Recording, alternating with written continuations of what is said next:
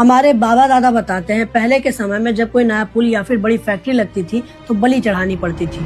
वैसा ही होता है हर बार बिहार इलेक्शन में। इतना जंगल राज है कि बिहार में जब भी चुनाव होता है तो बिना बलि का चुनाव संपन्न ही नहीं हो पाता है। बिहार में पलायन दर लगभग 60% है। जिस तरह का बिहार में कुशासन है, मुझे तो लगता है कि मगध में धनानंद का शासन वापस लौट आया है। चारों तरफ त्राहिमाम हो रहा है। भुखमरी और बेरोजगारी ने लोगों को घेर रखा है। सरकार मांस मदिरा और ऑर्केस्ट्रा जैसी अय्यासियों में व्यस्त है, तभी तो क्रिमिनल्स का जिसको मन करता है उसको मार देते हैं। अगर बिहार की पिछली दो पंचवर्षीय 2015 और 2020 के चुनावी आंकड़ों को लिया जाए तो 15 अक्टूबर 2015 को मधुबनी के सदर से निर्दलीय उम्मीदवार गोपाल ठाकुर की हत्या कर दी गई थी। इसके बाद 28 अक्टूबर 2015 को आरा लोकसभा क्षेत्र से जेडीयू के स्थानीय नेता उमा शंकर की AK-47 से हत्या कर दी गई थी। इसके बाद 5 नवंबर 2015 को गोपालगंज के आरजेडी कार्यकर्ता रामाशीष की हत्या कर दी गई थी चाकू और गोली मार के।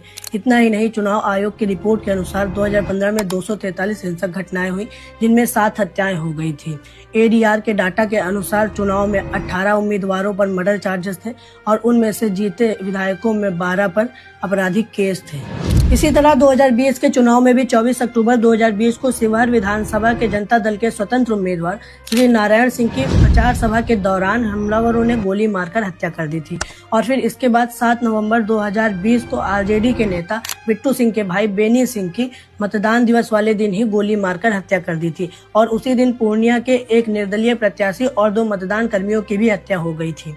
ADR के डाटा के मुताबिक 2020 में बिहार चुनाव में 21 उम्मीदवारों पर हत्याओं के केस थे और उसमें से जीते MLAs में 16 पर मर्डर चार्जेस थे।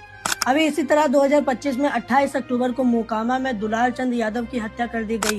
30 अक्टूबर को भोजपुर में प्रेमचंद महतो और उनके बेटे की हत्या कर दी गई है। 31 अक्टूबर को सिवान में ASI अनिरुद्ध कुमार की हत्या कर दी गई है। और आज 1 नवंबर को, जो मैं ये वीडियो रिकॉर्ड कर रहा हूँ, समस्तीपुर में मंटून साहनी की हत्या कर दी गई है। और इसके अलावा आज विकास कुमार पर गोलीबारी हुई है। यही सब देखकर लगता है कि बिहार में चुनाव लोकतंत्र का पर्व नहीं, डर का मौसम बन गया है। जब जब मतपेटी खुलती है तो गोलियों की आवाज भी सुनाई देती है।